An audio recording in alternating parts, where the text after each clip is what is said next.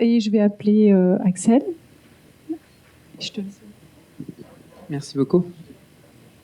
Bonsoir à tous. C'est un plaisir d'être avec vous ce soir. Ce soir, pourquoi je suis là, moi parce que je vais vous raconter mon parcours de vie un peu particulier. Alors j'ai un quart d'heure pour vous raconter 3-4 ans de ma vie. Alors ça va être un peu compliqué, mais on va faire en sorte. Et ça sera un grand plaisir de pouvoir échanger avec vous ensuite. Pourquoi ? Parce que ce thème, il lie la beauté et la fragilité. Et si j'ai la chance d'être avec vous aujourd'hui, ce soir, c'est parce que la beauté a été plus grande, a été bien plus grande, bien plus forte que cette immense fragilité qui m'aura touché à l'âge de 16 ans. J'ai grandi dans l'ouest lyonnais, à Lyon, à Saint-Didier-au-Mont-d'Or, puis à la Tour de Salvani. J'étais un jeune homme gâté, mais qui avait peu d'ambition, peu de rêves. J'étais peu assidu à l'école. J'étais entouré d'une famille incroyable, d'amis exceptionnels. J'étais très amoureux, mais c'était pas réciproque et j'en souffrais beaucoup. Passionné par la photographie, par l'automobile de sport. Je faisais du tennis à haut niveau. Je finissais l'école tous les jours 2 heures plus tôt pour aller m'entraîner. Je faisais partie de ces petits champions formés par l'entraîneur de Caroline Garcia ou de Marion Bartoli, qu'on connaît très bien aujourd'hui. Je grandissais comme ça. Et un jour, j'avais la chance de voyager en fait tous les étés aux 4 coins du monde en famille. De l'Afrique à l'Asie, en passant par l'Asie, par les États-Unis, le Canada, les plus belles îles de la planète. Et un jour, j'étais en fin de collège. Je venais de passer le brevet et on allait partir aux États-Unis et au Canada avec une famille de cousins et ma famille à moi. Donc on était 9 personnes dans ce van blanc aux vitres noires à l'américaine, sur ces grandes routes avec ces deux lignes jaunes au milieu qui filent à perte de vue. Un voyage sublime. Et c'est pourtant pendant ce voyage qu'allait débarrer l'horreur. Au bout d'une semaine environ, j'allais ressentir des maux de tête. Alors moi, je suis myope, astigmate et hypermétrope. Alors on s'est dit qu'avec les kilomètres qu'on faisait et la chaleur, c'était sûrement ça. Alors, on a continué le voyage. Ce soir-là, je me souviens que tous les soirs, tous les cousins, on se réunissait dans une chambre, on s'entassait sur un lit et on regardait des épisodes de Dr House, une série de l'époque.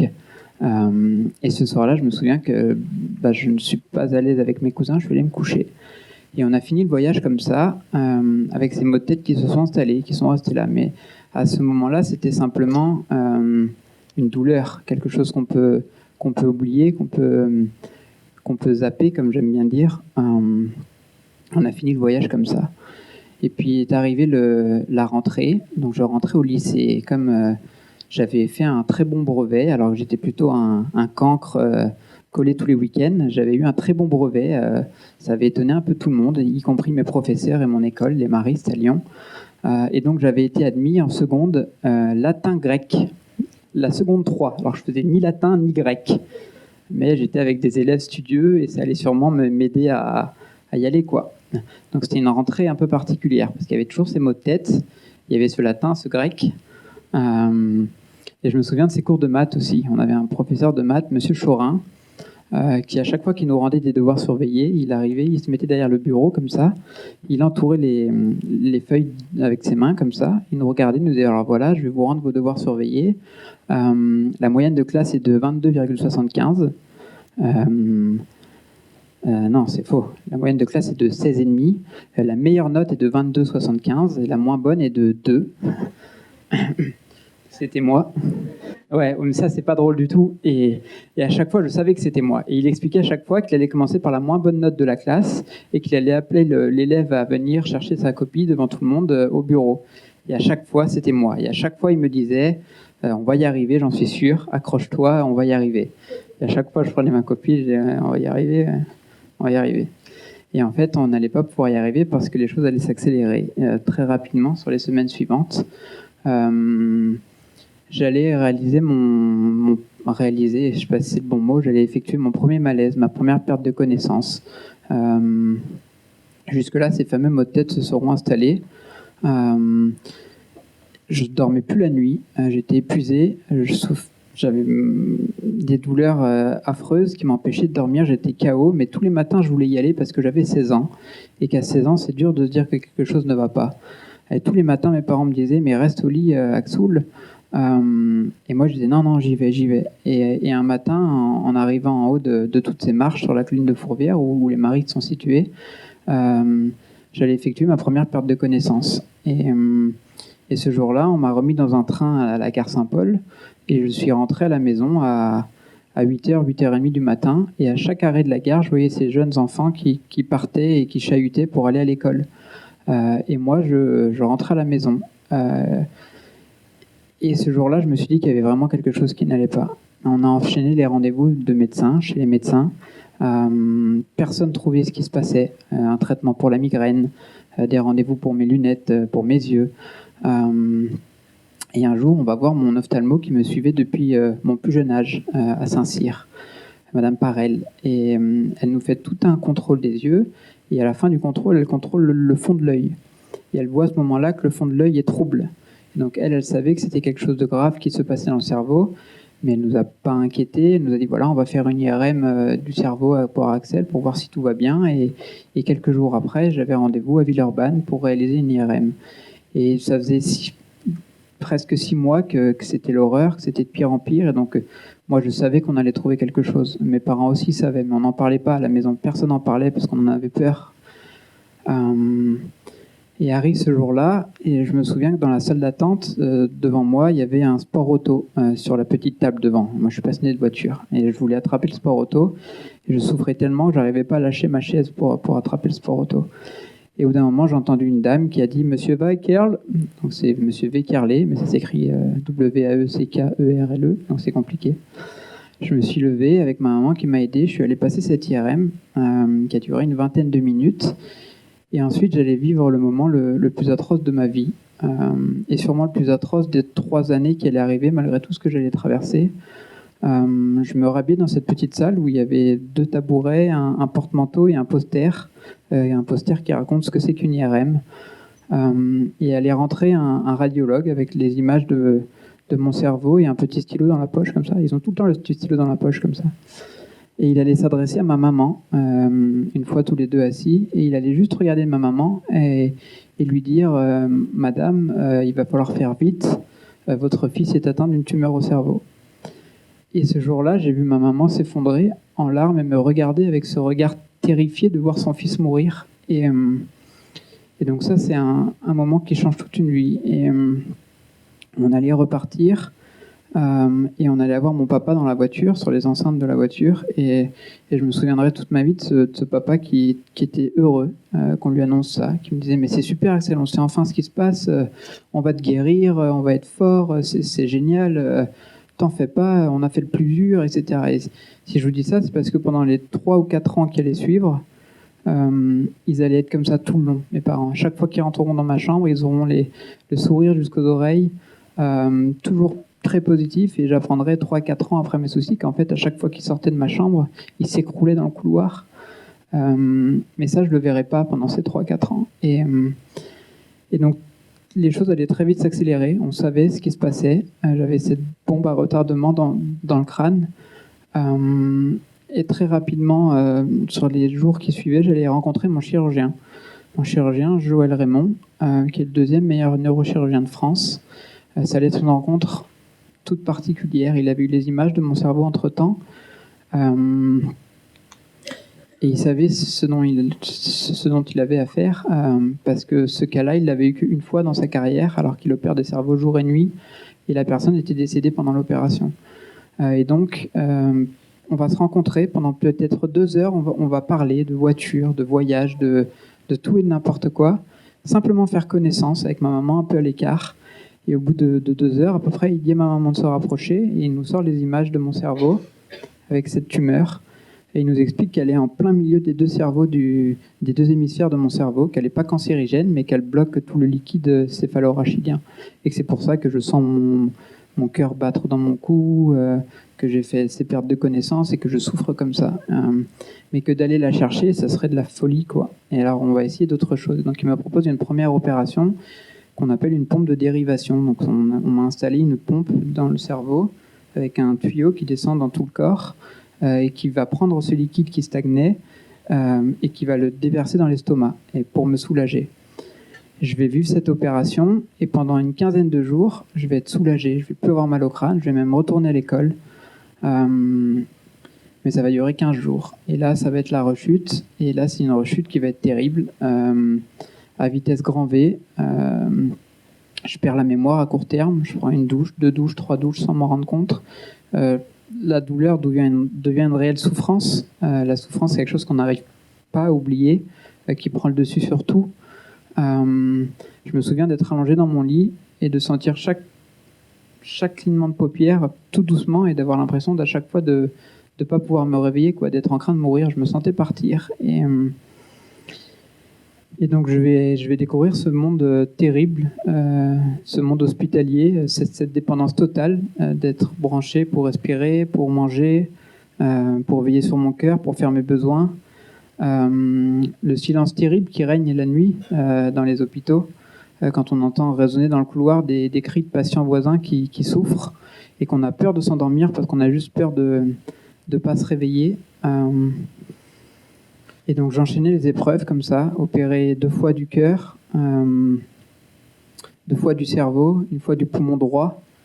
J'allais faire une méningite aussi, épuisé par tout ce qui m'arrivait chaque jour. Un jour, je pars en soins intensifs faire une méningite et à 2 doigts de la mort. Et donc petit à petit, comme ça, on essaie de me sauver, mais ça marche pas. Et donc un jour arrive le 13 octobre 2009. J'avais 17 ans. Et 2 jours avant, le soir, mon chirurgien vient dans ma chambre vers 22h. J'étais branché partout, ma famille était partie.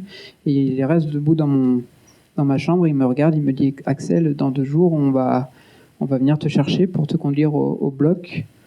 Il faut que tu saches que tu vas sûrement revenir différent ou ne pas survivre à cette opération. » Et à ce moment-là, moi j'avais seulement 17 ans, j'étais branché de partout et je lui ai simplement dit « Est-ce que vous avez le temps de faire de la moto ?» Parce qu'il m'avait expliqué, quand on avait fait connaissance, qu'il aimait beaucoup la moto, mais qu'il avait peu de temps d'Empire parce qu'il était là jour et nuit. Et moi je le voyais jour et nuit là-bas. Il m'a simplement répondu qu'il n'avait pas beaucoup de temps, il est sorti de la chambre. Et 2 jours après, à 5h du matin, on est venu me chercher. On m'a fait une douche à la bétadine, on m'a mis les cathéters. C'était une infirmière qui avait fait la nuit. Et elle m'a loupé 3 fois avant de réussir à mettre le cathéter. J'avais une maman qui était à bout de nerfs à côté, qui s'est énervée et tout, mais je m'en souviens de ça parce que j'avais eu 1000 piqûres depuis les 6 mois avant, mais celle-ci, je m'en souviens. Et je suis parti au bloc. Et arrivé au bloc, mon chirurgien me dit « Écoute Axel, je vais te poser une question et puis tu vas pas avoir le temps de me répondre, je vais te poser un masque et tu vas t'endormir. » Moi, à ce moment-là, je me suis dit, je pense comme tout le monde sur la table, moi, je m'endormirai pas. Et donc, il m'a posé une question, il m'a dit, si tu devais acheter un VTT aujourd'hui, ce serait quel VTT ? Parce qu'il savait que je faisais beaucoup de VTT. Je me suis dit, allez, je vais lui répondre ça. Et puis, en fait, je me suis endormi. Et pendant 9 heures, il allait être au milieu de mon cerveau. Il allait écarter les 2 hémisphères de mon cerveau. Il allait aller gratter pendant 9 heures pour essayer d'enlever cette tumeur. Et j'allais vivre le réveil de ma vie. En salle de réveil, un réveil. Donc j'ai vite compris que j'étais en vie. Mais je voyais le monde en voyant double. Je découvrais le monde en voyant double à cause de mon œil qui ne regardait plus en face. Je sentais cette cicatrice qui respirait derrière mon crâne. J'allais vite apprendre et me rendre compte que je tenais plus debout, que je ne savais plus marcher. J'avais plus de mémoire à court terme. J'avais plus de mélatonine dans le cerveau, donc je ne pouvais plus dormir sans mélatonine. Et je crois que j'oublie quelque chose, mais je ne sais plus, mais peu importe. J'étais en vie, mais face à une nouvelle montagne, immense montagne, c'est celle de la reconstruction. Et je me souviens que quelques jours plus tard, à 17 ans, dans ma chambre, tout seul, je me disais, mais en fait c'est de la folie, j'aurais mieux fait de mourir, quoi. Parce que je ne savais pas si j'allais pouvoir retourner à l'école, si j'allais pouvoir me reconstruire, si j'allais pouvoir réaliser tout ce que je rêvais de réaliser. Et donc là a démarré un nouveau parcours, une nouvelle épreuve, c'est celle de la reconstruction. Et donc petit à petit, j'ai repris du plaisir. du plaisir à avoir la lumière du matin dans ma chambre d'hôpital, à recevoir de la visite aussi, à ressentir les petites choses de la vie. Tous les jours, j'avais un médecin qui venait pour me faire marcher dans le couloir de l'hôpital, pour me rapprendre à marcher, à mettre les pieds l'un devant l'autre comme ça. Et petit à petit, je revenais à la vie comme ça. Et un jour, je suis sorti. Là, il allait se passer un moment et c'est ce moment-là que je voudrais vous apporter aujourd'hui et que je voudrais que vous vous souveniez de ce moment-là. C'est quand je suis sorti de l'hôpital sur un fauteuil roulant, poussé par ma maman. Ça faisait 2 ans, un peu plus de 2 ans que j'étais à l'hôpital. Ma maman pousse le fauteuil et on arrive en bas au rez-de-chaussée de l'hôpital et les portes s'ouvrent. Ma maman pousse le fauteuil et là je lui dis stop, tout de suite stop. Et je m'effondre en larmes parce que je ressentais le vent, l'air frais sur mes joues et j'avais juste oublié cette sensation. Et j'aimerais que ça soit ça, moi. Le message que je voudrais vous passer ce soir, c'est celui-ci. C'est que chacun d'entre vous, en sortant d'ici, c'est de ressentir cet air frais là, parce qu'il fait frais là. Et cet air frais, c'est une chance immense et on n'y fait pas attention et pourtant c'est juste précieux. Et donc moi, c'est le message que je voudrais vous passer aujourd'hui, c'est celui-ci, parce que c'est le moment qui a fait celui que je suis aujourd'hui, qui m'a changé, qui a changé toute ma vie et j'aimerais que ça soit la petite chose que je vous apporte aujourd'hui. J'allais rentrer à la maison. J'avais toujours pas de mémoire à court terme, donc je prenais une douche, 2 douches, 3 douches. Maman me disait c'est bon, ça suffit, t'es propre là. Et les médecins nous avaient dit allez voir les médecines parallèles, il y a plein de choses qui peuvent marcher.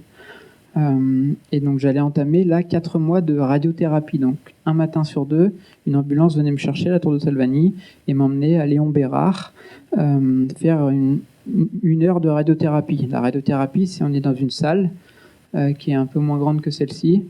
Dans un moule de mon corps, allongé sur le ventre, et de chaque côté de la salle, il y a des rayons qui viennent m'irradier. Et on m'irradie du haut du crâne jusqu'en bas du dos, petit à petit. Et à chaque fois, on dessine dans mon dos, avec un feutre indélébile noir, les zones qui ont été irradiées. Je perds mes cheveux, donc je suis tout chauve. Et je suis épuisé, parce que c'est crevant. Mais ça finit de me guérir. Donc c'est une guérison qui est lente, qui est épuisante, mais qui est magique.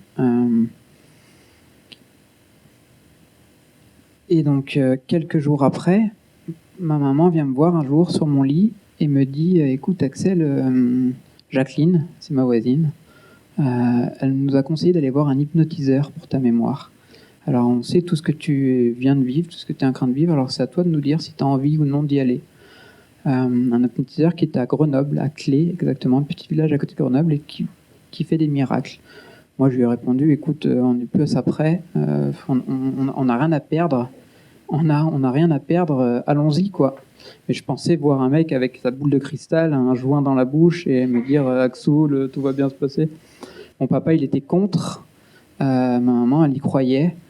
On y est allé, et on a rencontré un monsieur qui m'a promis, le premier jour, il m'a promis de me faire retrouver la mémoire, de m'aider à prendre du recul avec tout ce que je venais de vivre. Il m'a promis que j'allais retourner à l'école et que je serais premier de classe. Voilà. Moi, je le regardais et je me disais, lui, il est complètement fou. Et ben, j'ai fait 6 séances avec lui et du jour au lendemain, j'ai retrouvé la mémoire. Je suis retourné à l'école, j'étais 2e de classe. Incroyable. Et il m'a aidé énormément à prendre du recul avec tout ça. Et je me suis reconstruit petit à petit. J'ai fait des rencontres incroyables qui m'ont aidé. Je me suis reconstruit petit à petit et j'ai découvert ce plaisir de vivre immense, quoi. Et cette chance immense de se ressentir vivre. Et j'avais préparé mon talk et je ne sais plus là où est-ce qu'il fallait que j'aille maintenant. Donc je vous le dis. Mais peu importe. Le plus important, c'est ça. C'est juste que la vie, elle est trop fragile et elle est trop merveilleuse et qu'on est tous, chacun d'entre nous, là, on est tous capables de choses inimaginables. Alors, je vous ai raconté un 28e de tout ce qu'il y a à vous raconter, mais j'aimerais que vous vous souveniez de ce moment-là, de cette herbe sur les joues, en sortant d'ici, que vous disiez ah ouais, il a raison, ce Axoul, c'est puissant, quoi, c'est puissant. Et comme le dit ma sœur qui a été incroyable pendant toutes ces années, qui qui est tombée en dépression post-traumatique après mes soucis, et qui aujourd'hui, au jour d'aujourd'hui, est une personne merveilleuse et qui est heureuse comme tout, et comme mes parents qui sont passés par-dessus tout ça, qui ont réussi à en faire, tout comme moi, une vraie force au jour le jour.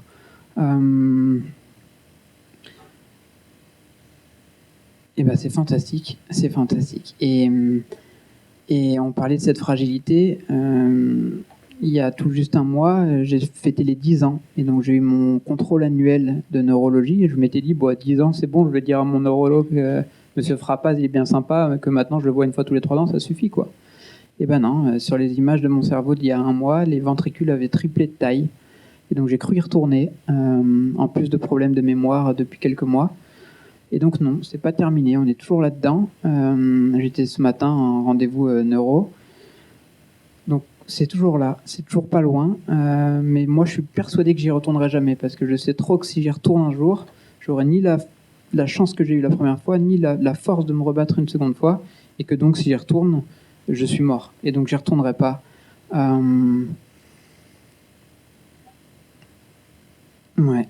Et j'ai eu la chance de partir il y a 3 semaines à New York avec mon épouse qui est devenue ma fiancée, ma copine qui est devenue ma fiancée, qui est juste ici aujourd'hui. Donc je suis comblé. J'ai un métier où je m'éclate, je fais du recrutement, un métier pour les hommes avec des hommes à Genève, une ville dont j'ai toujours rêvé. Je suis en pleine forme et je vois que mon entourage a réussi à faire de toute cette épreuve une vraie force aussi aujourd'hui. Et donc voilà, la vie est belle. Et donc je vous parlais de ma sœur juste avant, elle a un dicton, ma sœur, elle dit « le plus beau reste à venir ». Et c'est juste ça que je voudrais vous dire aujourd'hui, c'est que le plus beau reste à venir, parce que la vie, c'est une aventure incroyable, et donc le but, c'est de faire de sa vie la plus belle de ses histoires. Ça, c'est vraiment ma phrase à moi. Alors, je vous souhaite à tous de vous porter à merveille, et surtout de le ressentir, parce que c'est ça le plus important. Et je vous remercie beaucoup pour ce moment, parce qu'en rond, comme ça, c'est passionnant.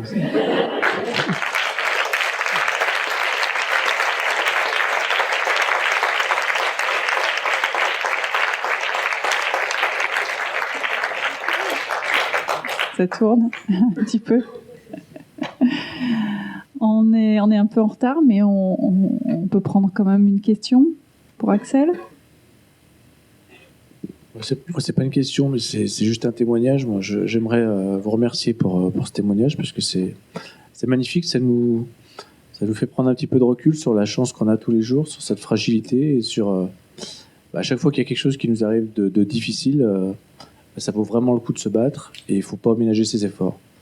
Donc merci beaucoup en tout cas.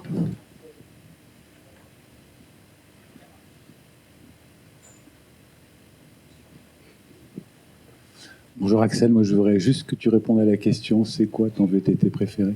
À l'époque, c'était un PC Live. C'était la marque PC Live. Je rêvais d'un PC Live que je n'avais pas. Donc c'était celui-là. Et en plus, il ne m'a jamais demandé, vraiment, j'ai vu il y a 15 jours, il ne m'a jamais demandé ce que c'était. Je devrais lui dire, c'est un vrai anniversaire.